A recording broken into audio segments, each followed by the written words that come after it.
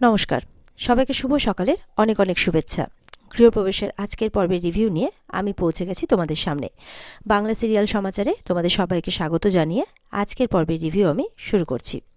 শুরুতেই মোহনা তো যাবে, তার ডাক এসেছে, আর সে বাড়িতে বাহানা করছে সে নাকি তার দাদার সাথে দেখা করতে যাচ্ছে। তার দাদা তো এই বাড়িতে বারবার চলে আসছে, সবাইকে অপমান করছে, আর এই বাড়ির লোকেরা তার দাদাকে খুব একটা পছন্দ করে না, তাই বাড়িতে তো কথা বলতে পারবে না, তাই বাইরে যাচ্ছে। তখন আদির বাবা বলছে, হ্যাঁ তোমার দাদা তো বারবার করে মুখ উঠিয়ে চলে আসছে আর অপমান করছে। আদি বলছে, তুমি এখন কোথায় যাচ্ছ মোহনা? বলছে, ওই তো দাদার সাথে দেখা করতে যাচ্ছি। আসলে এই বাড়ির সবার ভালো মন্দ, সবাই কি চায় না চায়, সবার খারাপ ভালো সব দিক দেখার দায়িত্বটাও তো আমারই।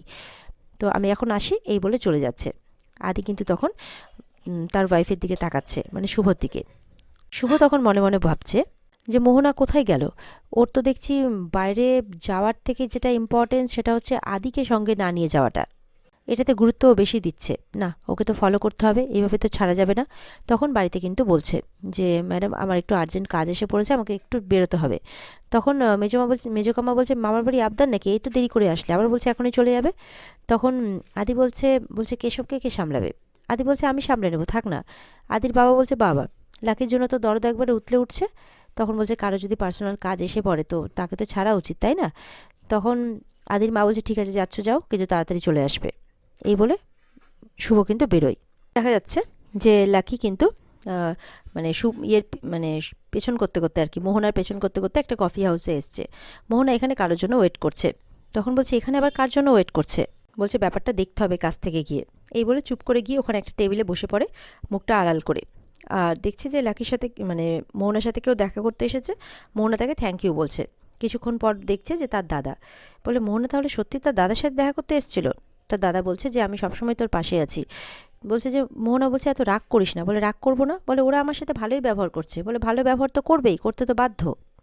আকাশ বলছে যে গোটা রয় পরিবার বাধ্য তোকে মেনে নিতে, তোর যোগ্য সম্মান তোকে ফিরিয়ে দিতে, কারণ আমি বাধ্য করেছি ওদের। কিন্তু একটা অন্য বিষয় জানিস তো, একজনের জন্য ভেবে খুব খারাপ লাগছে। সে বিনা কারণে সাফার করছে। আমি চাইনি যে আমার জন্য কেউ কোনোদিনও কষ্ট পাক। তখন মোহনা বলছে তুই শুভলক্ষ্মীর কথা বলছিস তো?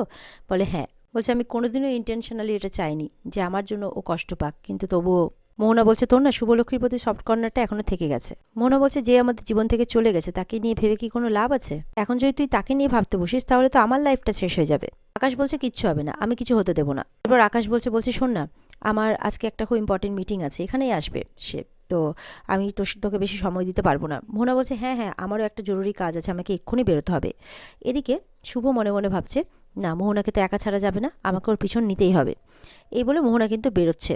তখন শুভ পেছন নিতে যাবে কি, তখন ওদিকে আকাশ ফোনে কথা বলছে কার সাথে, একজন ওয়েটারের সাথে ধাক্কা লেগে যায়। আর শুভকে দেখে ফেলে আকাশ।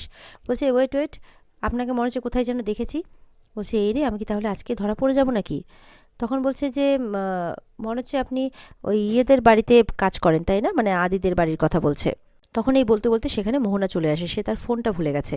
এবার বলছে দাদা আমি না ফোনটা ভুলে গেছি। তখন দেখে কি ব্যাপার, লাকি এখানে? বলে হ্যাঁ হ্যাঁ লাকি, লাকি তোমার নাম লাকি। বলে কি ব্যাপার লাকি, তুমি এখানে কি করছো এই কফি হাউসে? তখন বলছে আসলে আমার একটা জরুরি কাজ ছিল, তাই আমি এখানে এসেছিলাম। বলে ও, কোনোদিন অসুস্থতার বাহানা, কোনোদিন কাজের বাহানা, এই করে করে ভালোই ফাঁকি দিচ্ছ দেখছি তুমি। ওদিকে আকাশ মনে মনে বলছে যে কেন জানি না আমার ওনাকে খুব চেনা চেনা লাগছে। মোহনা মনে মনে ভাবছে এই লাকিটা যেন আমার পিছনে ছাড়তে চাইছে না কোনো সময়। ওদিকে দেখা যাচ্ছে বাড়িতে পুলক কিন্তু কিছু একটা নিয়ে ভাবছে। তখন আদির মা এসে ডাকছে, শুনতে পায় না, আবার ডাকছে, বলে কি হলো, কি ভাবছো এত? বাড়িতে সবাইকে দেখছি কিছু না কিছু ব্যাপার নিয়ে কিন্তু ভেবেই চলেছে, আমার হয়েছে যত জ্বালা। পুলক হঠাৎ করে লাকির কথা জিজ্ঞাসা করছে যে এই লাকি মানে স্টেফনির ঠিক কীরকম, মানে আত্মীয়? বলে ও বাবা, তুমি বাড়িতে এত টেনশন ছেড়ে এত কিছু ছেড়ে সেই লাকির পেছনে পড়লে কেন? বলে না, বলো না, আসলে আমি তো এখানে কয়দিন ছিলাম না, আর আমার না থাকাকালীন ওকে অ্যাপয়েন্ট করা হয়েছে, তাই একটু জেনে নিচ্ছি আর কি। বলে হ্যাঁ, স্টেফনির কেমন একজন আত্মীয় হয়, তো একে দিয়ে কোনো কিছু হবে না, রান্না বান্না কিচ্ছু পারে না, শুধু ওই কেশবকে একটু সামলাতে পারে, তাই ওকে রাখা। আমি স্টেফনিকে ইমিডিয়েট কল করব যে ইমিডিয়েট আসার জন্য, এর দ্বারা হবে না এই কাজকর্ম। এই বলে চলে যায়। আর ওদিকে পুলক কিন্তু মনে মনে ভাবছে আদির কথাটা, যে আদি যে ওকে সাপোর্ট করলো, যার ফলে লাকি বাড়ি থেকে বেরোলো। তো মনে মনে বলছে কিছু একটা ব্যাপার তো নিশ্চয়ই আছে, এই লাকিকে নিয়ে একটা রহস্য মনে হচ্ছে আমার, আমাকে এই ব্যাপারটা জানতে হবে। ওদিকে মোহনা বলছে ভাগ্যিস আমি আমার মোবাইলটা ফেলে গেছিলাম, নাহলে তো আমি জানতেই পারতাম না। বলছে যে এখানে ক্যাফেতে এসে আড্ডা মারছো কাজের বাহানায়, আমি তাহলে এবার বাড়িতে ফোন করে বলি তোমার কথা। লাকি বলছে নো ম্যাম, ট্রাস্ট মি, আমার নিজের কিছু পার্সোনাল কাজ ছিল। তখন লাকি ইচ্ছে করে বলছে ম্যাডাম আপনি আমাকে একটু ফেভার করবেন, আমাকে একটু হোমে ছেড়ে দেবেন, আমার তাহলে কিছু ডলার বাঁচে আর কি। মোহনা বলছে না, আমার অন্য কোনো কাজ আছে। অদ্ভুত তো। লাকি বলছে দেখুন আপনি তো প্রেগনেন্ট, আপনার তো একটা কোম্পানির প্রয়োজন। মোহনা বলছে না, আমার তোমার কোম্পানির কোনো প্রয়োজন নেই।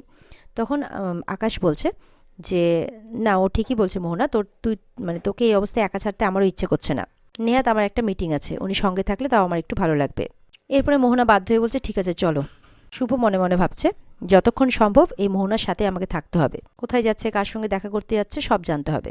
ওদিকে দেখা যাচ্ছে সমিত ঋদ্ধিকে নিয়ে একটা বিজনেসের ব্যাপারে কথা বলছে যে এই নতুন প্রোডাক্টটা লঞ্চ করা আমার ঠিক বলে মনে হচ্ছে না। ঋদ্ধি বলছে না না এটাই ঠিক। ডোনা তখন সেখানে আসে, বলে কি ব্যাপার স্বামী, তুমি কি নিয়ে কথা বলছো, বিজনেস রিলেটেড কোনো কথা বলছো মনে হচ্ছে।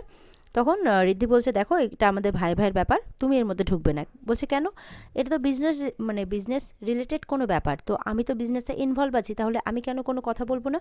তখন ওপর থেকে কিন্তু আরও সবাই নেমে আসে আর বলে এখানে কি হচ্ছে। তখন ওখানে আদির মা আসে, বলছে কি হচ্ছে এখানে। তখন সমিত বলছে যে না কিছু একটা সামান্য ব্যাপার নিয়ে আলোচনা করছিলাম, একটা বিজনেস নিয়ে, আমারও তো কিছু পয়েন্ট থাকতে পারে এখানে। ডোনাকে বলছে। ডোনা বলছে পয়েন্ট, তোমার এখানে কোন পয়েন্ট থাকতে পারে। ডোনা বলছে তুমি কেন কথা বলো, তোমার কি যোগ্যতা আছে। ঋদ্ধি রেগে যায়, একদম এই ব্যাপারে কোনো কথা বলতে আসবে না।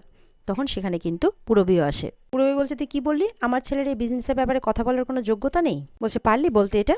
বলে কেন বলবো না, আমি এটা বলতে বাধ্য হয়েছি। আজকে আকাশ সেন যখন এত বড় ক্ষতি করে গেছে আমাদের বিজনেসে, দিনের পর দিন ডিফিকাল্ট করে গেছে বিজনেসটাকে, কোথায় ছিল তোমার ছেলে। হসপিটালে নিজের গার্লফ্রেন্ডের কাছে পড়েছিল, ও না কোনো বাড়ির খোঁজ রেখেছে না বিজনেসের খোঁজ রেখেছে, সেলফিশ। সমিত রেগে যায়। এরপর মোহনা তো ওদিকে লাকিকে নিয়ে যাচ্ছে। তখন মোহনার কাছে ফোন আসে, মোহনা বলছে আমি এক্ষুনি আসছি। তখন লাকি জিজ্ঞাসা করছে আপনি কোথায় যাবেন। বলে এই শোনো, তুমি না বাড়ির মেড, তোমার প্রশ্নের উত্তর দিতে আমি বাধ্য নই, তোমাকে আমি জাস্ট লিফট দিয়েছি, সো তুমি চুপচাপ বসে থাকবে, ওকে। লাকিও মনে মনে ভাবছে আমি তো চুপচাপ বসে থাকতে আসিনি তোমার সাথে, আমাকে তো দেখতেই হবে যে তুমি কোথায় যাচ্ছ। বলছে অ্যাকচুয়ালি ম্যাম আমি যেতে চাইছি যদি আপনার কোনো কিছু প্রয়োজন পড়ে এই অবস্থায়, না হলে আমার কোনো ইন্টেনশন নেই আপনার সাথে যাওয়ার, কোনো প্রয়োজন ছিল না আর কি। এদিকে লাকি দেখছে একদম দময়ন্তীর চেম্বারের সামনেই কিন্তু মোহনা দাঁড়ায়। এবার তো লাকি ভাবছে এবার আমি কি করি, আমি দময়ন্তীর সামনে কিভাবে যাব, গেলে তো আমাকে চিনে ফেলবে, এটাও বলে দেবে আমি প্রেগনেন্ট, আমি তো ধরা পড়ে যাব, আমি এবার কি করি। কিন্তু আমাকে তো যেতেই হবে, না গেলে তো মোহনাও সন্দেহ করবে। পূরবী বলছে ও না আমার ছেলে, আর এই বাড়ির ব্যবসায় তোমার থেকে ওর অধিকারটা বেশি, ওকে। মোহনা বলছে তাই নাকি, যার বিজনেসে একটু কন্ট্রিবিউশন নেই তার আবার অধিকার। এবার সব ছোট ছোট ভাই বোনেরা ডোনের উপর রেগে যায়, তুমি বিজনেসে আছো বলে কি মাথা কিনে নিয়েছো নাকি, তুমি ওকে বলার কিসের রাইট আছে তোমার, কেন ওকে বলছো তুমি। এবার ডোনা চিৎকার করলে ওরা বলছে গলার জোর দেখাবে না একদম। এদিকে পূরবী মনে মনে বলছে ডোনাকে বেশি ঘাটানো যাবে না, ও যদি আবার বলে দেয় সমিতকে যে আমি তুলিকে অন্য ট্রমা সেন্টারে পাঠানোর ব্যবস্থা করেছি। টোনা বলছে তোমার ভাই বোনদের দেখো, সামনে তোমার রেসপেক্টও দিতে জানে না বৌদিকে। তখন তার ভাই বোনরা বলছে যে তার জন্য রেসপেক্ট দিতেও হয় বৌদি। শিরিনুরা বলছে সিচুয়েশনটা তুমি ক্রিয়েট করছো, তোমার জায়গায় আজকে যদি শুভদি থাকতো তাহলে এরকম কোনো সিচুয়েশনে ক্রিয়েট হতো না। এদিকে আদির মাও বলছে দুই ভাইয়ের মধ্যে কথা হচ্ছিল, তার মধ্যে তুই কেন কথা বলতে গেলি। পূরবী এবার শিরিনদের বলছে যে ও তো আমার ছেলেকে বলছিল, তোরা আবার এর মধ্যে কেন ঢুকতে গেলি। মেজো কাম্মা বলছে বাবা, ডোনা তো এমন একটা ভাব করছে যেন বিজনেসের একদম সবকিছু বুঝে গিয়ে একদম বিশাল ব্যাপার করে দিয়েছে। করেছে ও বিজনেসের জন্য কিছু করেছে, কিচ্ছু করেনি। আদি যখন ছিল না আমাদের পুরো বিজনেসটাকে শুভ সামলে রেখেছিল, ওর কোনো ক্ষমতা আছে নাকি কিছু করার। ডোনার কথা বলছে, বাড়ির একটা সামান্য কাজ দিলে তো মুখটা হাড়ির মতো হয়ে যায়। ডোনা বলছে আমি না শুভদির মতো নদিয়া থেকে আসা মেয়ে নই, আমি না নিউ ইয়র্কের born and brought up, okay. So শুভদির সাথে আমার তুলনা করতে যেও না। আর এই নিয়ে কিন্তু তাদের মধ্যে একটা খুব বাজেভাবে কেওয়ার সৃষ্টি হয়ে গেছে। বাড়ির ছেলেরাও আর এসব সহ্য করতে পারছে না, আদির মাও আর নিতে পারছে না। মনে মনে আদির মা বলছে একটা ছোট জিনিস থেকে কি করে এত বড় যুদ্ধ লেগে যাচ্ছে, এটা সামলানো একমাত্র তোরই ক্ষমতা ছিল রে শুভ, আমি আর পারছি না। এদিকে তো মোহনা গাড়ি থেকে নামে আর লাকিকে বলছে একদম কিন্তু আমার পেছন নেবে না। বলে না না, আমি তো একজন মেয়েটা, আমি কেন পেছন পেছন সব জায়গায় যাব। তখন মনে মনে বলছে বাবা এতক্ষণ তো পেছনই ছাড়ছিল না, এখন অত সহজে মেনে নিল, যাকে যাই হোক আমারই ভালো হয়েছে। এরপর যাওয়ার সময় আবারও লাকিকে বলছে একদম আমার পেছন পেছন ভেতরে আসবে না। লাকিও মনে মনে বলছে আমাকে ধরা পড়ার জন্য ভেতরে যাব নাকি। লাকি দেখছে দময়ন্তী ডক্টর দময়ন্তী অলরেডি বাইরে চলে এসছে আর মোহনা তার সাথে খুব হেসে খেলে কথা বলছে। লাকি বলছে সর্বনাশ করেছে, কোনোভাবে যদি লাকিকে দেখে ফেলে। ওদিকে দেখা যাচ্ছে দময়ন্তী কিন্তু গাড়ির মধ্যে লাকিকে পেছন থেকে দেখে ফেলেছে, কেমন একটা চেনা চেনা লাগছে, গাড়ির দিকে এগিয়ে গিয়ে ভালো করে দেখছে। তখন বলছে তোমার সাথে কি কেউ এসেছে মোহনা। তখন মোহনা বলছে না না আমার বাড়ির মেড। দময়ন্তী বলছে ও তাই বলো, আমি বললাম আমার কোনো পেশেন্ট মনে হয়, চেনা চেনা লাগছিল তো তাই। এদিকে মোহনা কিন্তু চেম্বারে যায় দময়ন্তী, খুব জরুরি কথা আছে বলে। আর এখানে আজকের পর্ব শেষ হয়ে যায়। তো বন্ধুরা এই ছিল আজকের পর্বের রিভিউ, ভালো লেগে থাকলে কমেন্ট করে অবশ্যই জানাবে, আর আমাদের সাথে জুড়ে থাকতে চ্যানেলকে সাবস্ক্রাইব অবশ্যই করবে। তবে আমাদের আপডেটগুলো নিত্য তোমরা পাবে ঠিক সময় মতো। আর এই পর্বে বিস্তারিত দেখতে স্টার জলসার পর্দায় অবশ্যই চোখ রাখবে। তাহলে সবাই ভালো থেকো, আজকের মতো এই পর্যন্তই, টাটা।